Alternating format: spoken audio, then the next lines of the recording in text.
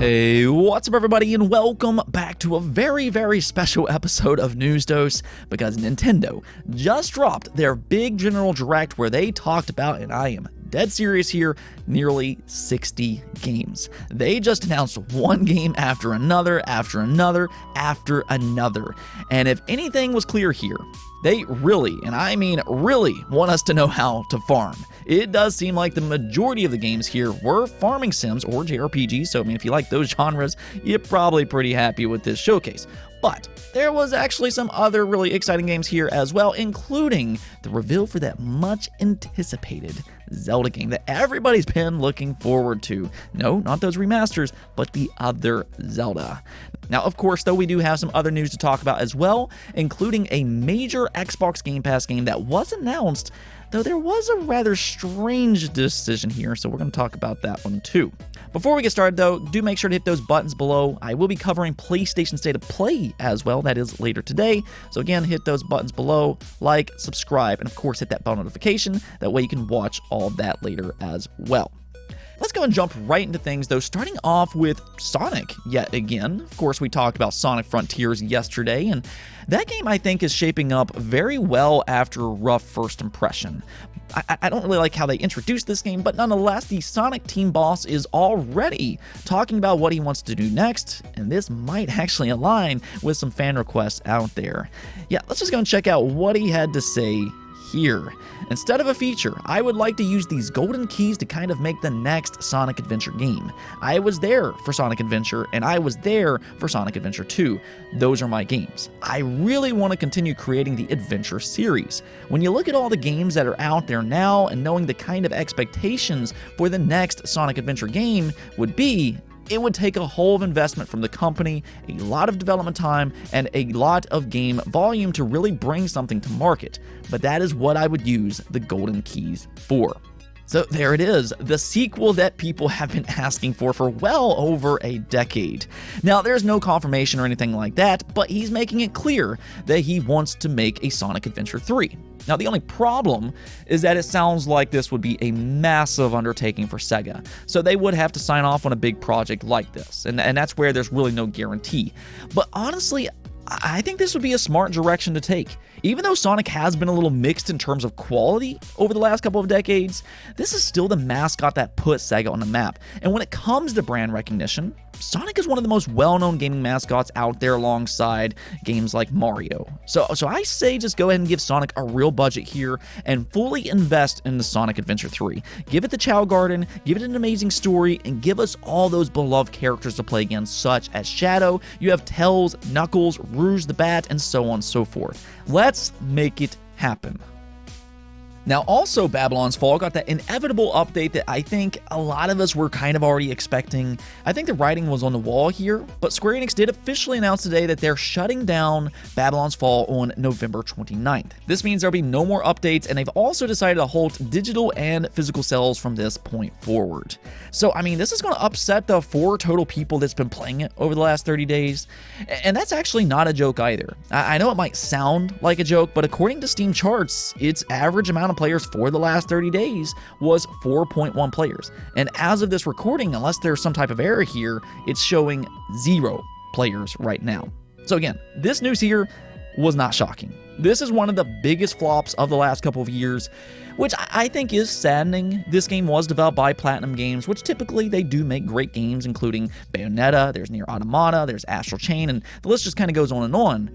But Babylon's Fall, this game just wasn't it. It ultimately never took off, and I think it's a great example of why these companies don't necessarily need to chase that live service formula. I think all these publishers are just kind of chasing this mythical cash cow. Sure, some of these games are very successful, we've seen that, but there's also a lot of flops that don't get discussed nearly enough, and this now includes a rather high-profile release for not only Square Enix, but for Sony as well, as this was a PlayStation console exclusive.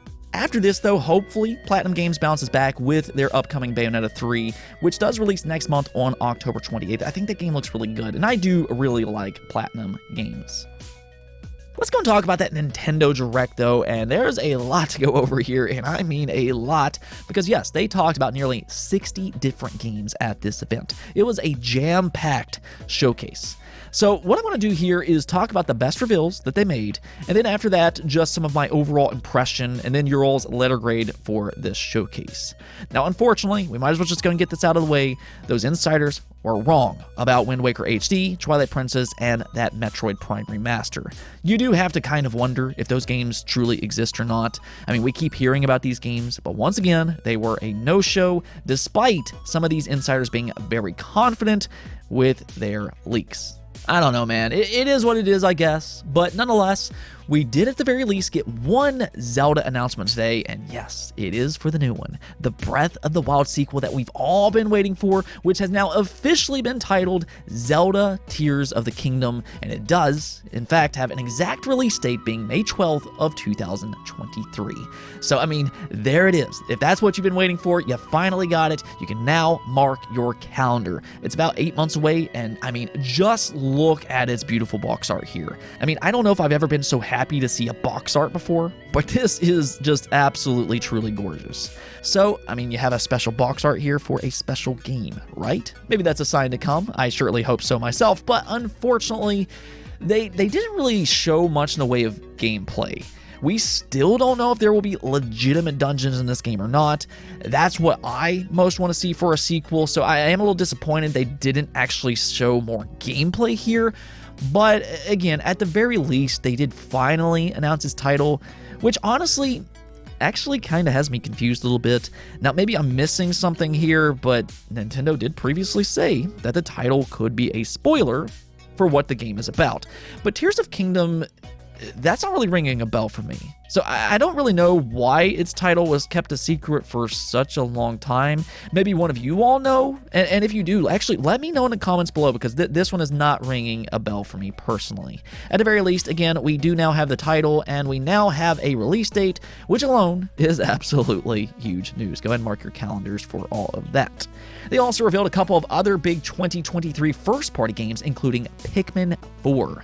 Now, I did say yesterday that I thought that this game could possibly be here. I mean, they've been talking about this game being close to finished since like 2015, so it only makes sense, as it did with all their previous showcases as well. But finally, Pikmin 4 is now officially set for 2023. Now, again, much like Zelda Tears of the Kingdom, they didn't show much in the way of gameplay here, but they did tease a completely new perspective in how it's played.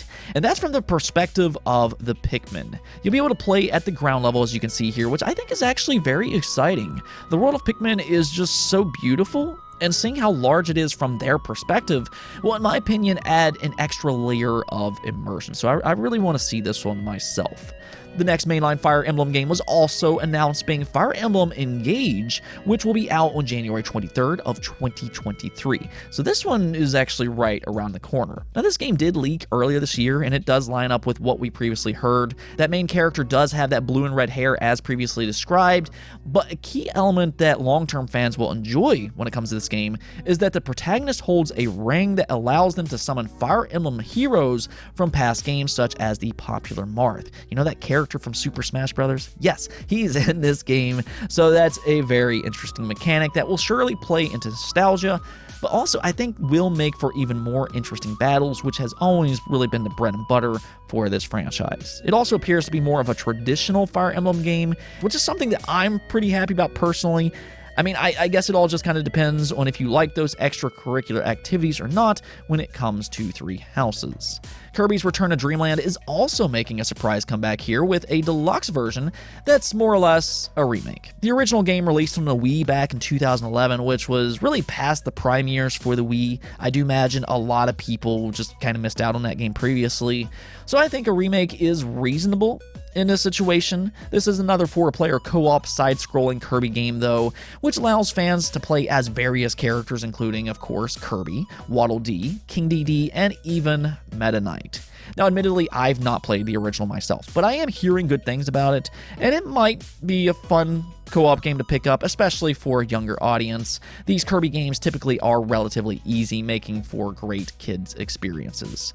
Or hey, maybe you just like Kirby, and that's perfectly fine as well. Those were really the big first-party announcements, though, but Of course, we do have some other major third-party announcements here as well, and I think the biggest one here was the surprise reveal for Octopath Traveler 2. Now, technically, this game leaked out right before this event, but if not for that, this game was a complete surprise, and a very welcome surprise at that. And I mean, that's because that first game was super successful, really kicking off these HD 2D games. For me, though, I feel like I need to see more from this game. I do think that first game was really good in terms of its combat, but I feel like it was kind of a missed opportunity all at the same time. And what I mean by that is that I don't really think the story and its 8 characters intertwined as much as what it should have. So I hope they've kind of listened to some of the criticism and focused on making a more grand story. You can still have the individual stories and all that and have it really character focused, but I do want to see a little bit more interaction between the characters themselves. I guess we'll see when it eventually releases on February 24th of 2023 for not only Nintendo and PC this time, but it's also actually coming over to PlayStation for the first time as well. Another new game that I thought really stood out here was Raincoat. Now, this game is probably going to fly under the radar a little bit more, but the reason that I think this game particularly looks very exciting is because that it's actually coming from the creators of Danganronpa. Now, if you don't know, I absolutely adore the Danganronpa series, and you can really see some of its atmosphere and vibes bleed into their next game, Raincoat. This is another murder mystery game where you play as a detective, so it's similar in that way as well, and it is coming exclusively to the Nintendo Switch in spring of 2023. It does appear to be a timed exclusive, however, so I would expect it to eventually to head over to other platforms as well. But I mean, if you do like Danganronpa, then yeah, you definitely need to keep an eye on this particular game. And if you don't like Danganronpa, what are you doing? Go play those games, because after that, you'll definitely be a fan, trust me. Those games are absolutely excellent. Now, outside of all that, there were also a few interesting ports that they announced, including Tales of Symphonia. I have seen a lot of requests for that game, as many do consider it to be among the best Tales of games. Sifu, which was previously a PlayStation exclusive, is also coming over to the Switch on November 8th. That game was very well received earlier this year, so if you like difficult beat-em-up games, keep an eye on that one. And then also, and this is my favorite among the three, being Tunic. Now, this is secretly actually one of the best games that's released this year. It's been available on Xbox for a little while now, and it kind of combines that isometric Zelda formula that Nintendo fans love so much, but it also is a Souls-like. It might look cute and cuddly on the surface, but it's surprisingly a very challenging game with in-depth combat. So do absolutely check Tunic out if you haven't already. It does release on September 27th for the Nintendo Switch.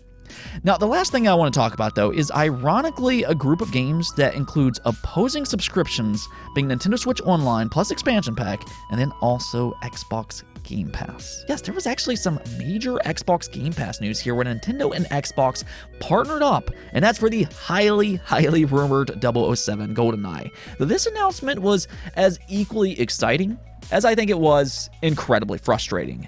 The reason for that is because it appears that Nintendo crippled this release to a degree. As we all know, Xbox owns the studio behind GoldenEye, being Rare, but Nintendo infamously owns a part of the publishing rights, so a deal had to be made in order to re-release it. And the problem here is that that deal will affect how you want to play it. So what's happening here is that if you want online multiplayer, then Switch Online will be the way to go. Online multiplayer is exclusive to Nintendo Switch Online. The Xbox version, however, appears to be better for single player and local multiplayer, as is the remaster version, which includes improved control options, native 16:9 resolution, it will run up to 4K, it has consistent frame rate, there's achievements as was previously discovered in leaks, and then it has 4-player local co-op. So it really just kind of depends on how you want to play GoldenEye. If you want to play single player or local multiplayer, then Xbox is the way to go. If you want to play online multiplayer, though, then Switch Online is the way to go. Now, I think that is rather unfortunate because while this announcement has been much anticipated, it is one of the most beloved games ever made, it does seem like Nintendo crippled the Xbox version to a degree to put Switch Online in a better position. If you want to go in that direction, though, then you're likely playing at a lower visual quality. Now, that might not necessarily matter to you, so it just all kind of depends on that. But it's like fans can't truly win here in either direction they take. I mean, I guess it is what it is. You know, at the very least, GoldenEye is finally back, but I feel like it could have been even better.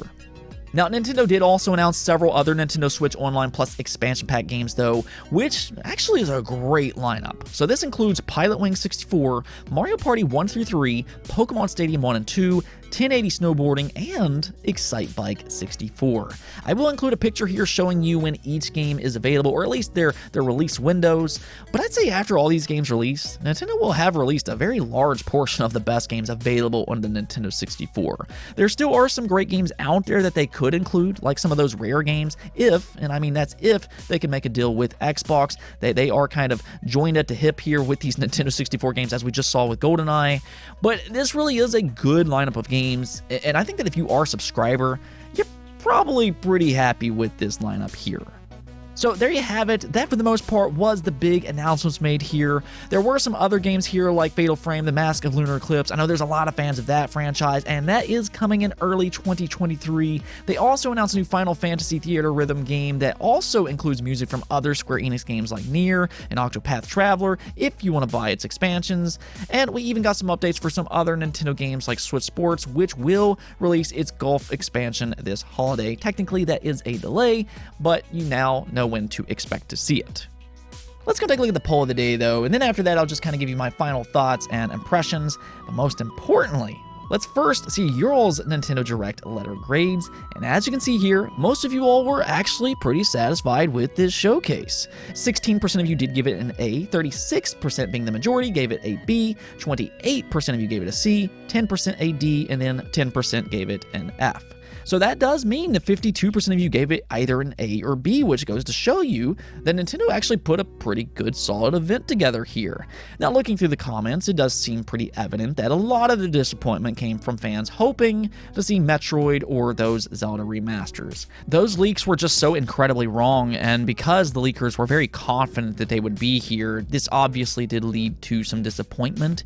Now, I will say that this doesn't necessarily rule out the idea of them existing in some shape or form, but at the very least, they just were not at this showcase, and obviously that will lead to some disappointment. As for me, though, I think that this was a solid showcase. I'm not really huge into farming sims, which they did seem to have like a bajillion of those here, but there were still some nice announcements like Pikmin 4, that was pretty awesome, Fire Emblem Engage, and even Octopath Traveler 2. So for me, I think that I'm going to go ahead and give it a C+ myself. I would have given it a B like most of you did, but I personally need to see more gameplay for some of these games. I want to see more Zelda gameplay in Pikmin 4. That, I think, is what was missing for me at the very least. Nonetheless, though, it still seems like most of you all were pretty satisfied with this event, so that is great news to hear. Anyways, though, that's it for this episode, but if you liked the video, don't forget the bell notification and subscribe button for more content just like this. Also, if you'd like to support the channel through Patreon, thank you for making this content possible. Peace out.